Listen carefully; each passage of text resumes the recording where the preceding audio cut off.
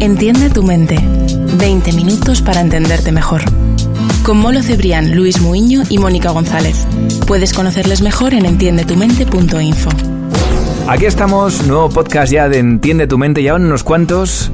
Y teníamos pues muchísimas ganas de saludarte, de darte las gracias por estar ahí, porque últimamente en redes sociales lo hemos compartido, hemos tenido muy buenos datos de audiencia.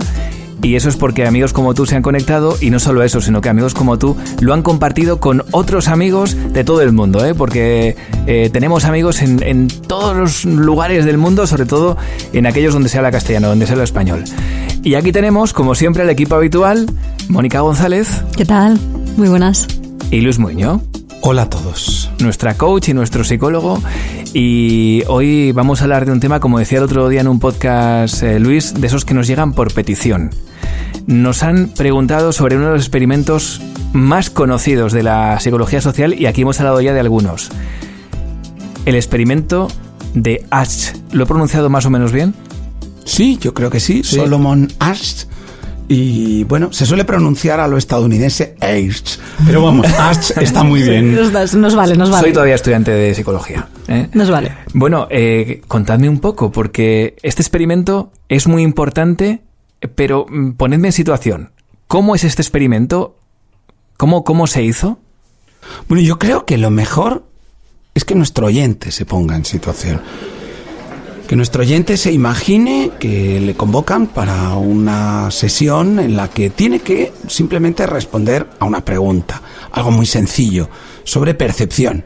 Va a haber 2 líneas y tiene que decir si son iguales o son distintas.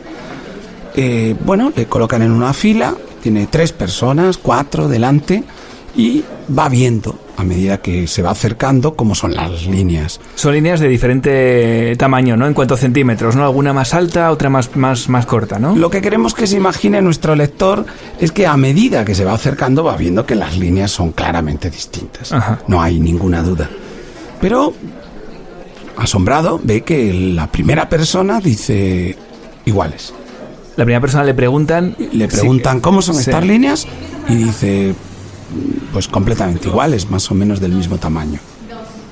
Bueno, cree que a lo mejor ha sido un efecto óptico, cree que la primera persona pues le ha pasado algo, ha cometido un error extraño. La segunda también dice que son iguales. La siguiente vuelve a decir exactamente lo mismo. Las líneas son claramente iguales. Y además nota que las 3 lo han dicho sin ninguna duda. Como, no sé por qué me preguntas esto. Y le toca ahora a nuestro oyente decir cómo son las líneas. ¿Qué va a hacer nuestro oyente? Eso es lo que se preguntaba Solomon Asch, y llega a la conclusión de que en la inmensa mayoría de los casos lo que va a hacer nuestro oyente es decir que las líneas son iguales. Es más, muchos de nuestros oyentes verían las líneas al final iguales. No solo lo dicen por conformidad social, es que las ven iguales. O sea, llega un momento en que tú realmente tienes la idea en tu mente de que esas líneas son iguales. ¿Eres capaz de cambiar tu propia percepción, es decir, la interpretación de tu percepción personal, teniendo en cuenta, y ahí es la clave del experimento, lo que han dicho los que están por delante de ti?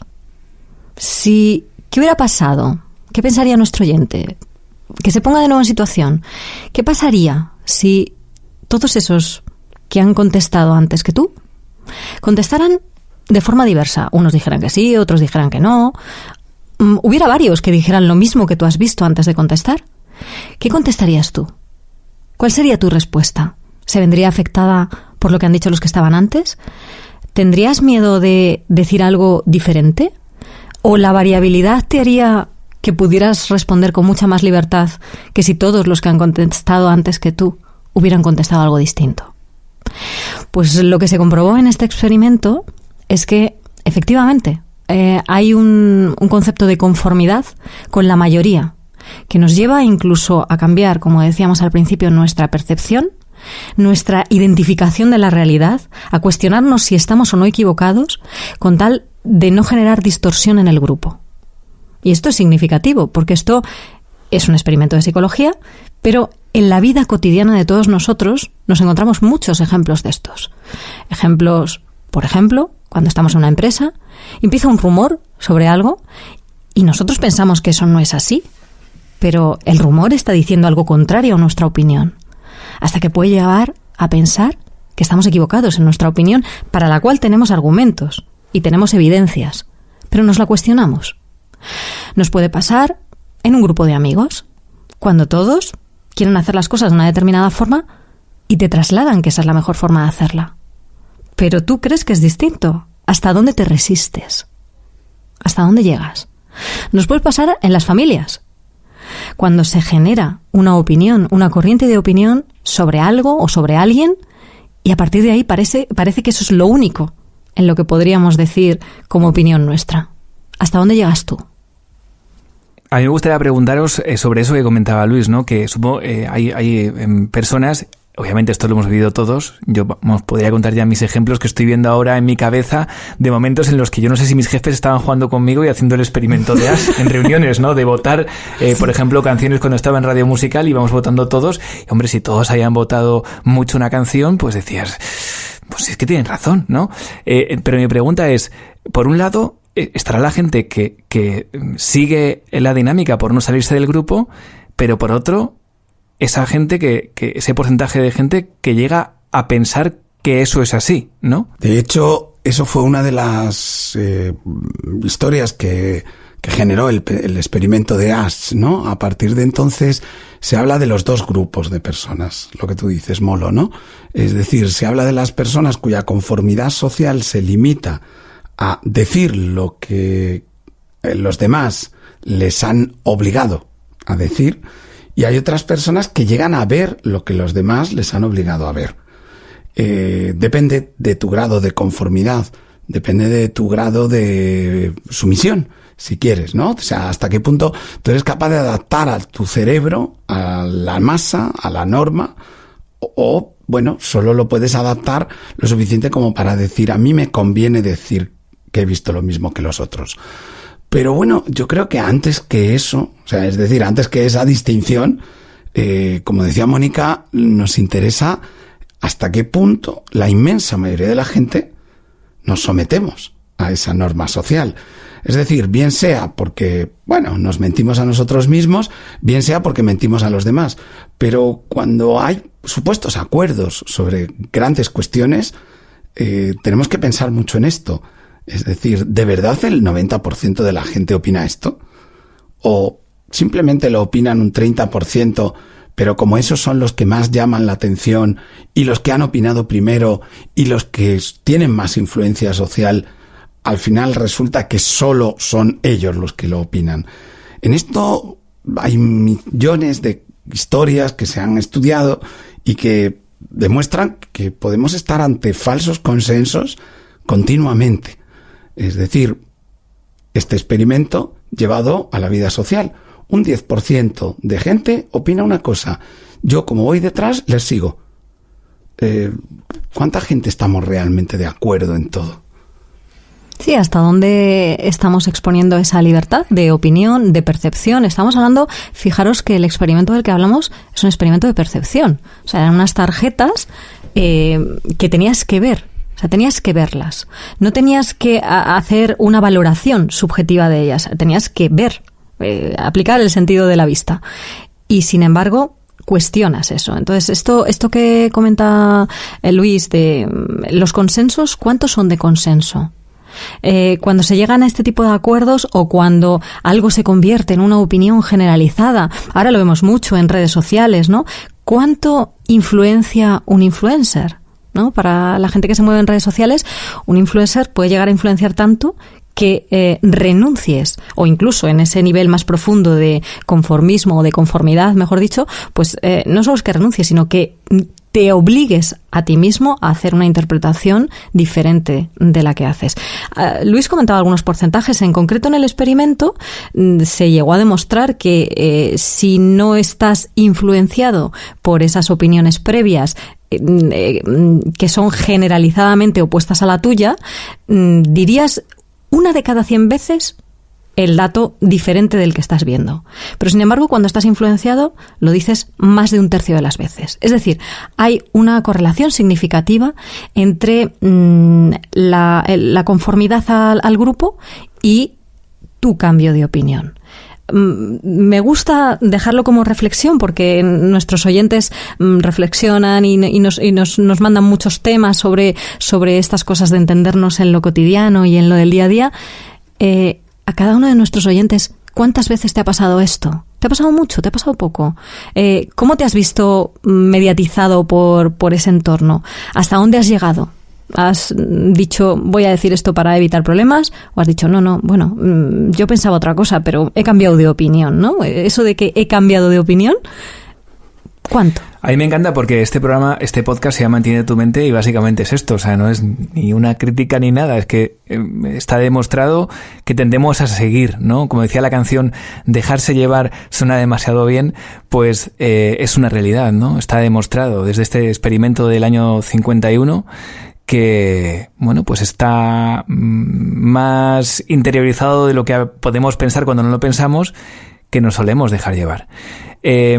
Podemos sacar, yo creo que cuando tocamos este tema, a lo mejor lo que hacemos es que el que esté escuchando esto se replantea que en demasiadas ocasiones a lo mejor se ha dejado llevar, ¿no?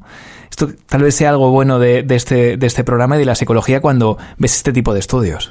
Sí, siempre. Es el gran argumento para hacer estos experimentos, ¿no? Este tipo de estudios que nos llevan a reflexionar.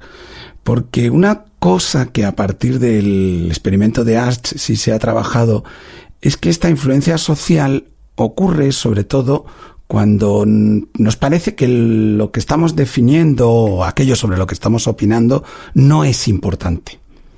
Es decir, fijaros que hablamos del tamaño de 2 líneas, ¿no? Entonces, ¿qué puede pensar un voluntario de este experimento? Mira, pues 3 personas, 4 dicen que son iguales, ¿qué más me da a mí? Digo que son iguales, me voy a casa y ya está. Hasta ahí bien, es decir, en la inmensa mayoría de la vida cotidiana, las decisiones que tomamos, si no son muy importantes, estar de acuerdo con la masa probablemente sea una buena táctica. ¿Para qué? Vas a discutir. Lo que ocurre es que la manipulación viene desde ahí. La manipulación está en hacerte creer que tu opinión no es muy importante. Que total, esto es obvio, todo el mundo opina más o menos lo mismo. Y a partir de ahí es muy fácil que empiece la influencia social. Claro, ¿qué ocurre con un experimento así? Que nos hace pensar, decir, bueno, a mí esto de dejarme llevar por sumisión no me gusta tanto. Cuando la cosa es muy, muy poco importante, a lo mejor me da igual. Pero hay muchas cosas que son más importantes de lo que creemos. A lo mejor deberíamos abrir los ojos. Sí, sobre todo, quizá tendríamos que tener un poco de cuidado y reflexionar sobre ello. ¿Nos estamos generando un hábito de dejarnos llevar? Porque a lo mejor, como dice Luis, empezamos por las cosas que aparentemente no tienen importancia, pero eso nos genera una dinámica de seguir en ese ciclo, ¿no? Y de dejarnos llevar. Muchas veces se oyen a los padres y a las madres, es que los chavales con el grupo el que está es que se está dejando llevar. Claro, porque estamos hablando de que a lo mejor en la edad adolescente la inmadurez en evolución interior, pues bueno, no pasa nada, pero ojo y cuidado con esto, porque entras en una dinámica en la que generas un hábito, como todo en la vida, pues igual que lavarse los dientes, igual que limitarte en ciertas cosas o expandirte en ciertas cosas. Esto puede generar un hábito y entonces ya no entramos en dejarnos llevar en cosas poco importantes, que habría que cuestionarnos cuánto importantes son, sino que entramos en dejarnos llevar, punto. En entrar en una dinámica de continuidad, que eso sí que es grave. Pues yo creo que, para los estudiantes de psicología como yo, salimos encantados de esta explicación del experimento de Asch. Y para todos nos quedamos con algunas ideas, pero me gustaría que las matizarais, como siempre hacemos al final. ¿Os parece que en unos segunditos nos deis las pinceladas que deberíamos de quedarnos después de conocer este experimento? Venga, adelante. Entiende tu mente es un podcast global. Aquí en Guatemala nos encanta Entiende tu mente. Entiende tu mente es un programa fenomenal aquí en Miami. Desde Los Ángeles, California. Un saludo a todos mis amigos de Entiende tu mente. Desde New York los saludamos. Nos gusta mucho. Gracias por ayudarnos a crecer. Bueno, pues ahora nos quedamos con esas tips que son las que nos vamos a apuntar ahí en la nota, en el cuaderno, sobre este capítulo de hoy, de Entiende tu mente. ¿Cuáles son esas tips que nos podemos quedar, Luis? Yo creo que la mayor lección del experimento es: decide tú qué es importante y qué no es importante, qué elecciones tuyas son realmente decisivas y cuáles no. Y una vez que hayas decidido que son importantes, sigue tu propio criterio. O sea, lo importante es ser fiel a sí mismo, no a los demás. En las cosas importantes. Deja muy pocas en las que seas simplemente un seguidor de la masa. El tener una opinión propia implica haberla argumentado, aunque muchas veces no seas consciente de esa argumentación. Y a veces incluso esa argumentación viene del propio instinto. Decimos, es que por instinto, incluso cuando no son cosas tan objetivas como el ejemplo del que estábamos hablando en el experimento, sentimos algo. La intuición es un conocimiento inconsciente. Fíate de lo que sientes. No solo de lo que eres capaz de razonar, sino de los argumentarios racionales e instintivos, porque algo lo están fundamentando. Y si dudas respecto a otros, pregunta.